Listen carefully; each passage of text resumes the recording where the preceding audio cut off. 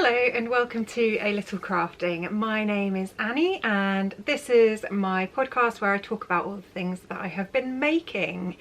Most often that usually features knitting, sometimes hand dyeing, sometimes weaving, sometimes sewing and sometimes spinning. But I've kind of shifted about a bit over time. So today I actually have more embroidery and spinning projects to share than knitting ones. It has been quite a while. I've been on holiday and then had family staying, then been on holiday again, and everything's been a bit of a rush. So I've had no opportunity whatsoever to sit down and record a podcast. But today is the first day of April, so 1st of April, April Fool's Day in the UK. I'm guessing that's the same everywhere else in the world, but I'm not going to make that assumption. That's where, well, in the UK at least, it's a day where you're supposed to play practical jokes on each other, but a lot of organisations and companies have used that to kind of spin some marketing, I guess.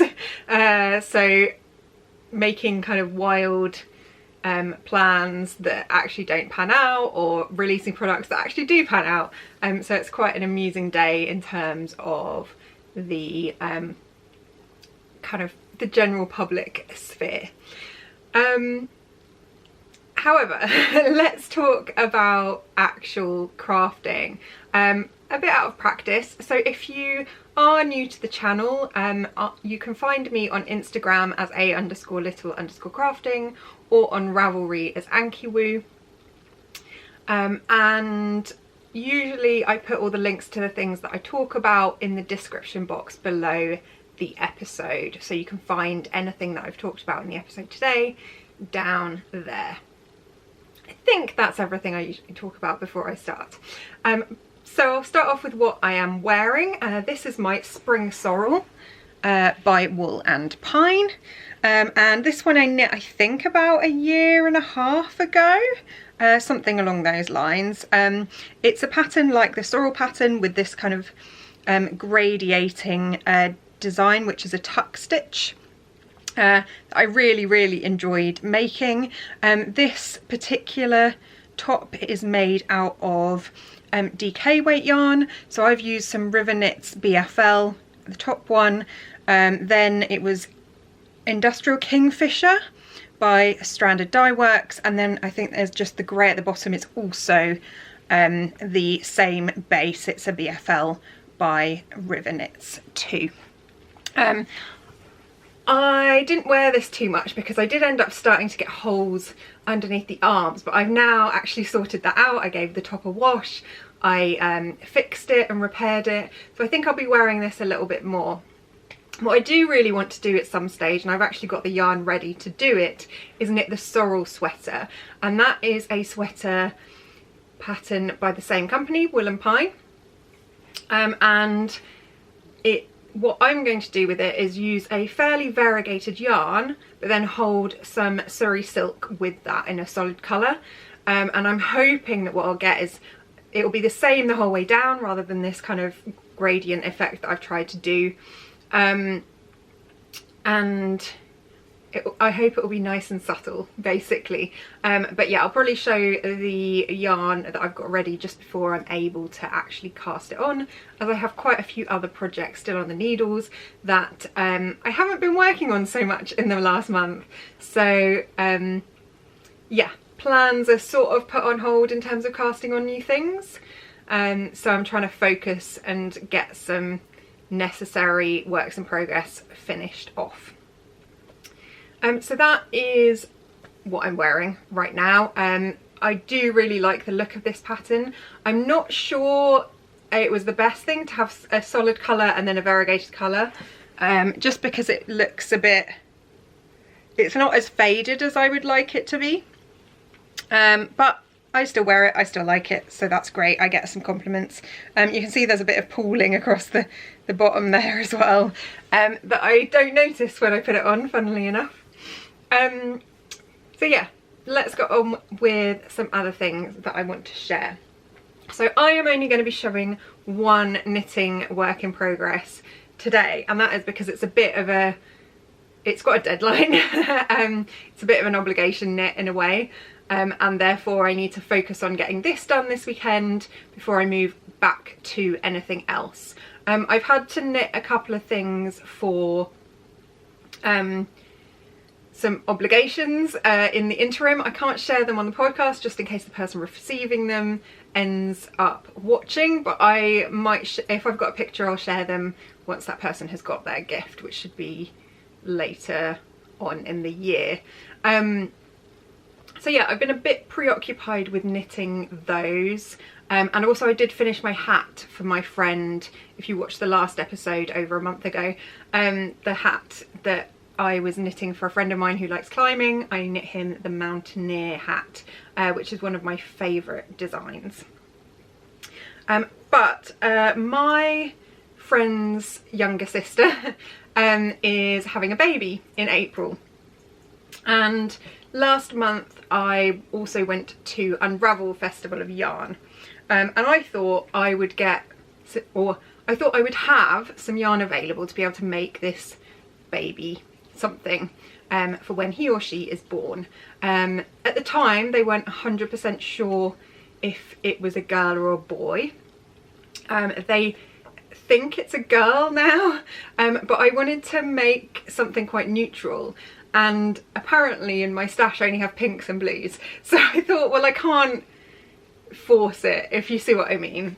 So at Unravel Festival, which was at the end of February, I think, so it's over a month ago, I was hunting for some hand-dyed yarn that was superwash so that they can wash it quite easily, but was quite unique and also neutral enough not to kind of put that child in a box, if you see what I mean. So I found some Bird Street yarn at their booth. This is Urban Decay, and it's 75% merino, 25% nylon, superwash, as you might expect for a standard sock base. And this is what the cake looks like. I really like the subtlety of it. It does have some blue tones, but I don't think it's blue enough to say, oh yeah, I'm, you know, making sure everybody thinks this child is a boy, if you see what I mean. And yeah, I thought the pops of blue, and there's a little bit of red in there, a bit of yellow as well, were really nice and subtle and appropriate, I think, for a baby. And what I have ended up knitting, or at least starting and making progress on, is a little newborn baby vertebrae. This is a pattern by Kelly Van Niekerk, and this version of it is free. So the newborn version is free, and then there's an older child version, so an older baby version, and then also a mum version of the same design.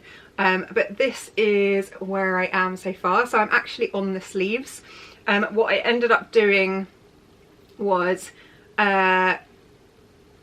knitting the first part of the sleeve, so the stockinette section here, concurrently. So I moved the needles from one and then went on to the other side, did those, and then I'll do the ribbing on one and then move that to the other side as well, so that I don't have to hold too much on one side. So I've got 2 sets of needles attached to this right now, but yeah, this is looking really, really cute. I'll show you the back because then you can actually see how it's looking in terms of the yarn, which I've just dropped on the floor. So yeah, I think it's really nice and subtle, hopefully not too blue. Pick that up. And I'm using my little Acorn stitch marker. I can't remember the shop where my husband bought that, so I will pop that in the description below so that you know as well.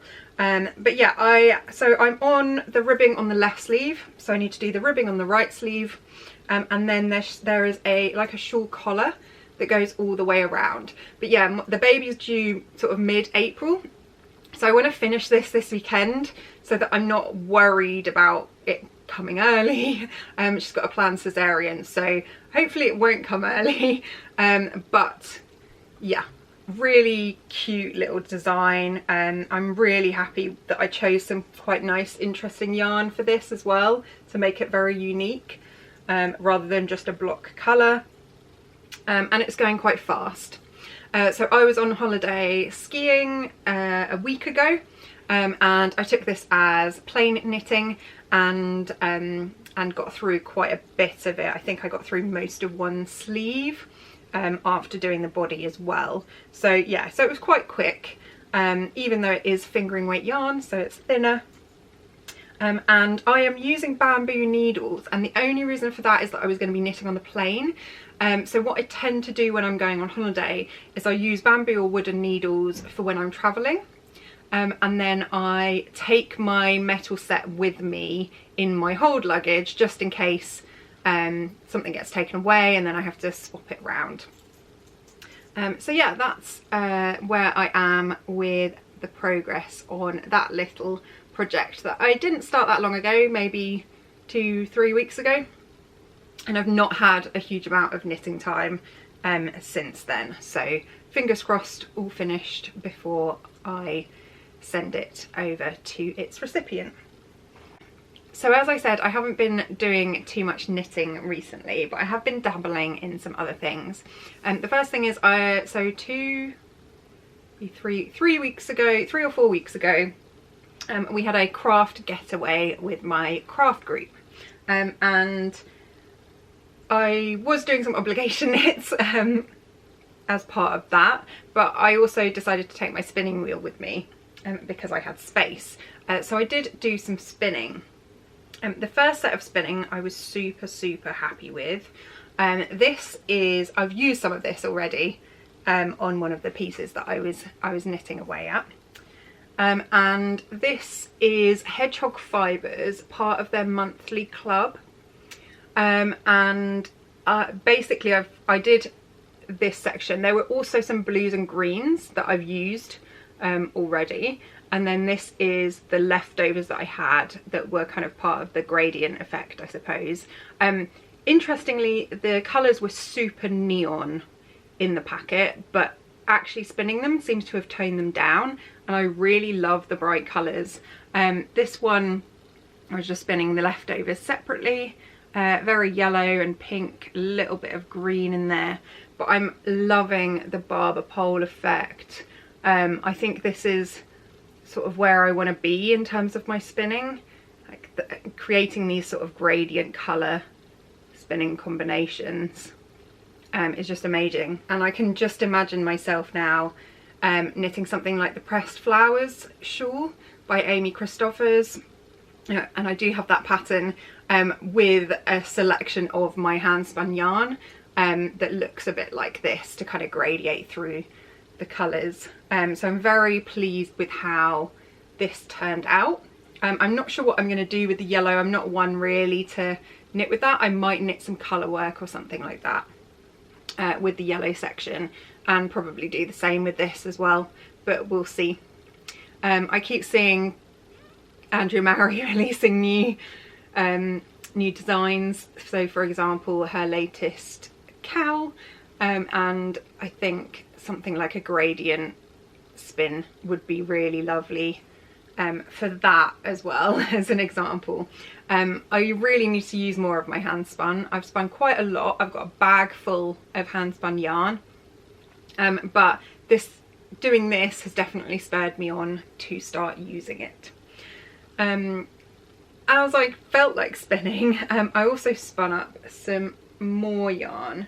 I did have the tag here with me. Where did I put it? Never mind. I think it's the Wild Spinster, and this is Malevolent Jelly Beans colourway. See if you can see that. So yeah, it's a mix of kind of really dark purples and blues, again creating this lovely barber pole effect between the two colours when they merge together.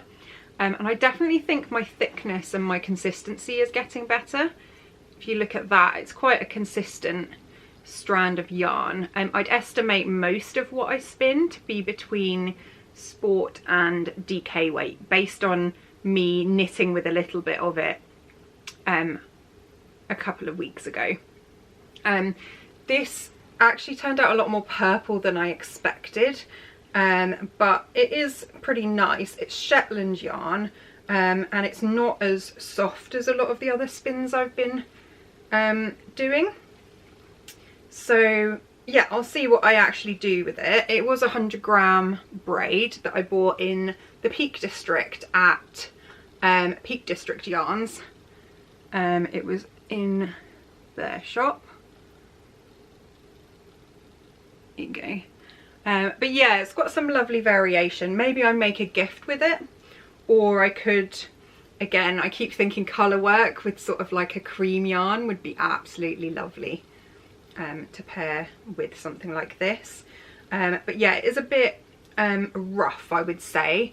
It definitely softened up between the spinning and the washing. So when I washed it, it definitely softened up. But there are, I suppose it's not merino soft, obviously, because it's not merino. But yeah, pleased with definitely where I'm getting with my spinning. I can definitely tell the difference between a yarn that's easy to spin and not so easy to spin. Some of the Hedgehog Fibres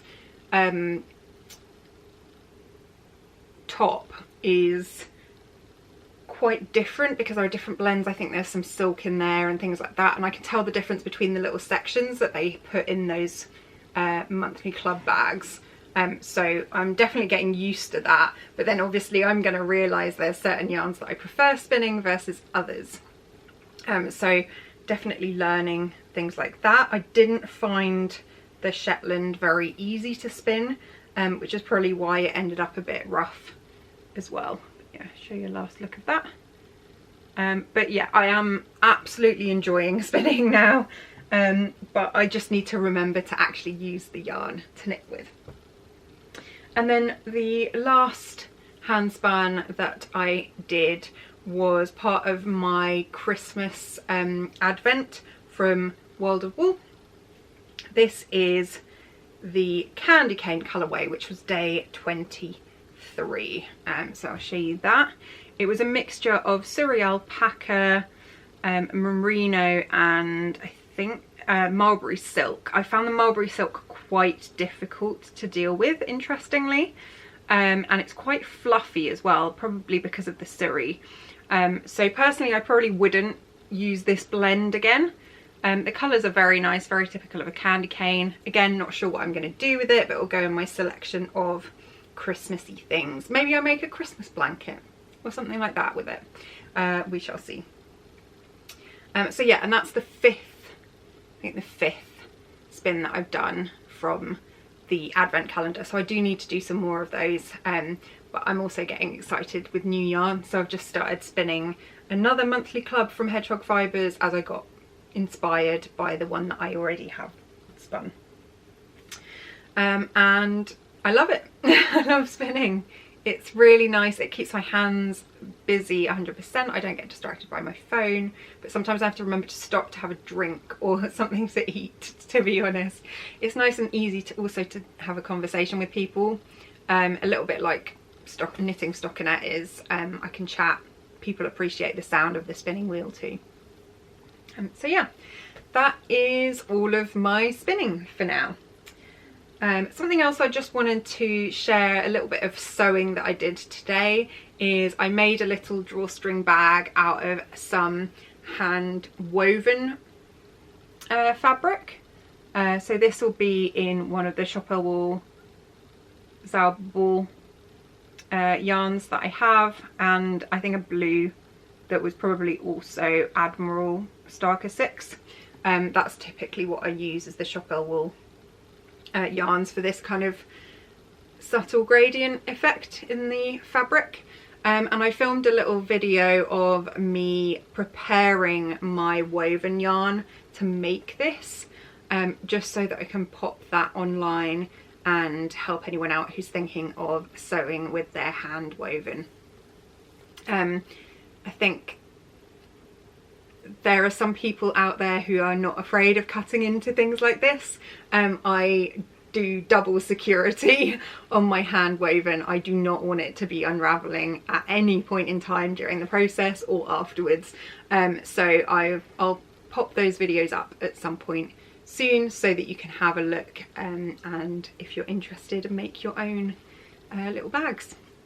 Something I haven't done is actually put the sewing process and the pattern in there, because this is really based on a pattern that I learnt from, that's a paid for pattern, and I don't really want to be infringing any copyright by putting a whole video up showing people how to make it. But the principle is just to create the pieces that you would then use to make a bag that has a boxed bottom like this one.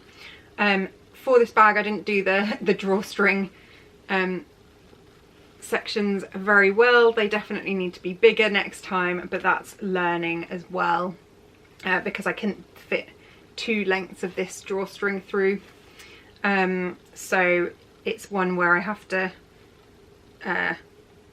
pull it like this to close it rather than the kind of easier way. But I think it worked out quite well. I was a bit rough with things like the top stitching, so it's not great, but it's for me, so that's fine. And I haven't actually made myself a drawstring bag at any point with my hand woven fabric, so it's a cute little bucket, probably a 1 skein bag.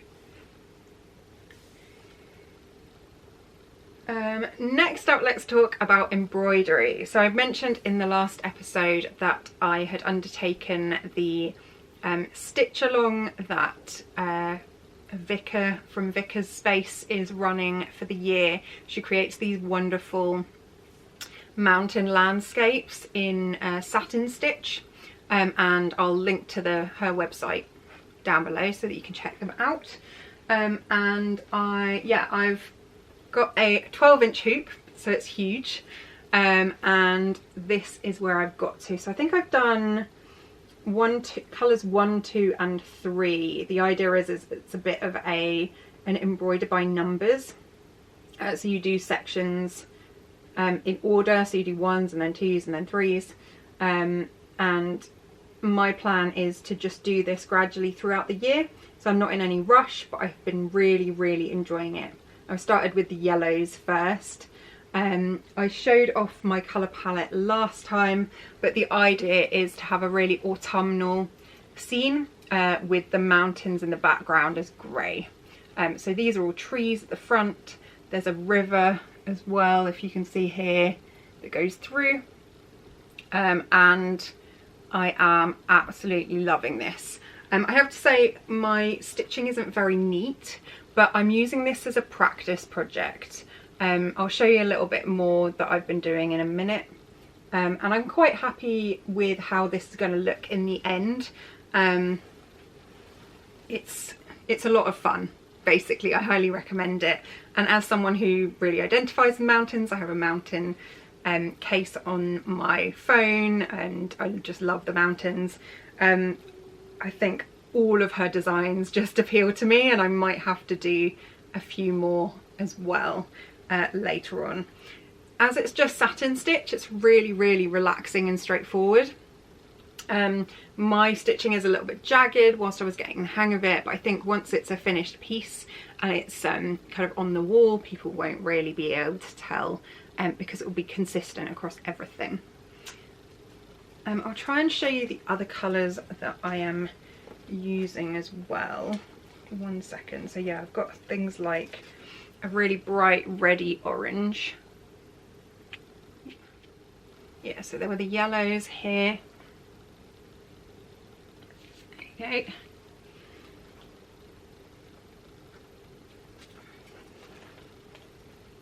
This really bright red orange colour.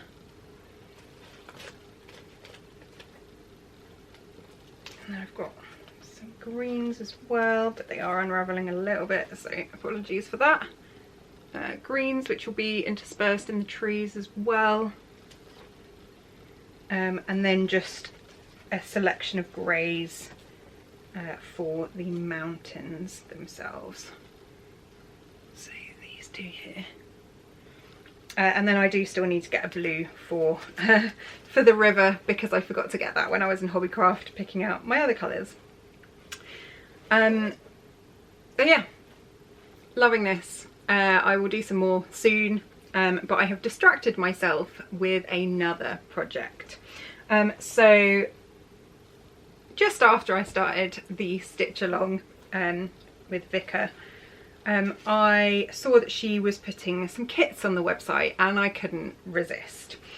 So the kits are in these lovely little pouches that she's had made.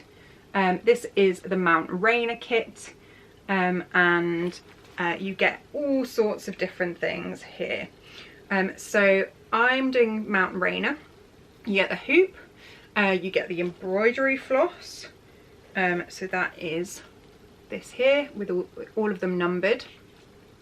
You get the printed design on the fabric that you then put into the hoop. You get a little needle minder there, and you get some needles as well, and I opted to go for some embroidery scissors too, just because I have one pair of embroidery scissors that I tend to use for sewing and knitting, and I thought it would be useful to have an extra one. You also get a load of resources that she makes available to people who've bought the kits online, so advice, guides, videos, all sorts. So it's really, really good. And I also got a load of stickers as well that I haven't done anything with yet.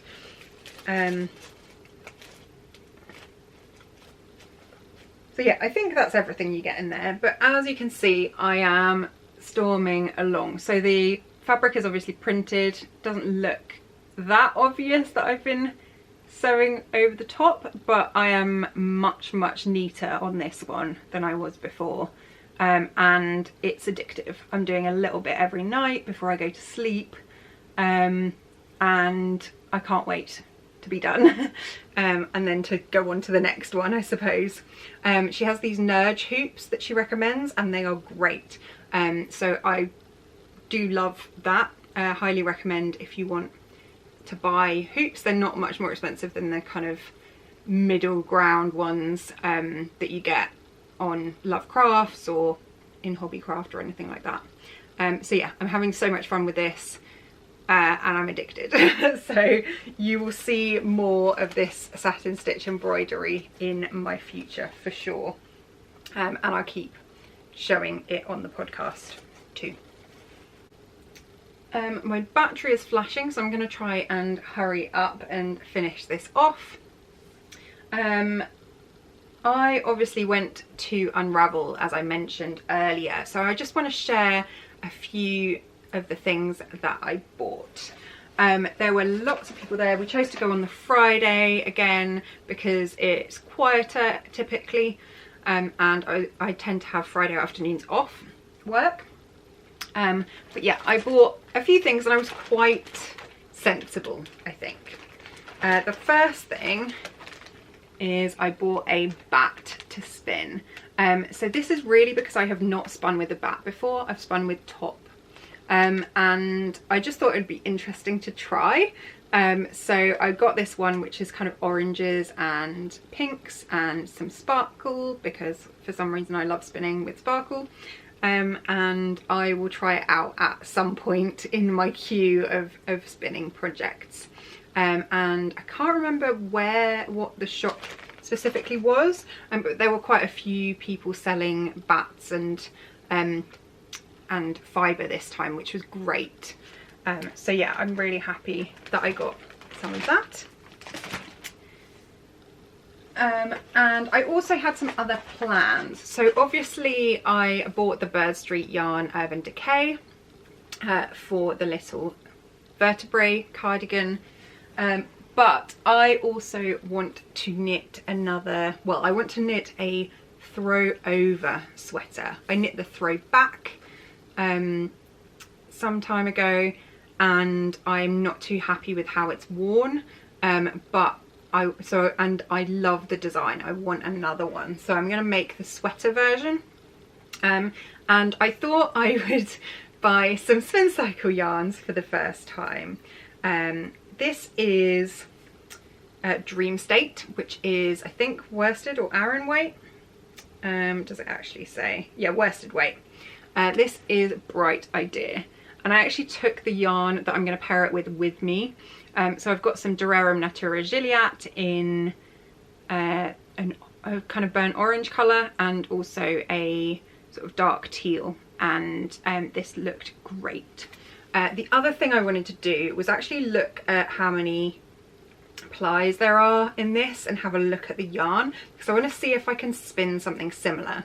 So Spin Cycle is a 3-ply yarn. I haven't tried 3-ply yet, but it's interesting to see how it's spun up. So I'm hoping I can try and make something that would be similar to use in another sweater project in future. And I won't be using that much of this. It is an expensive yarn. It's 50 grams, and but I don't need very much. So I will probably use it for 2 projects. So I might do a hat or something afterwards with it in colour work. So yeah, I got that one.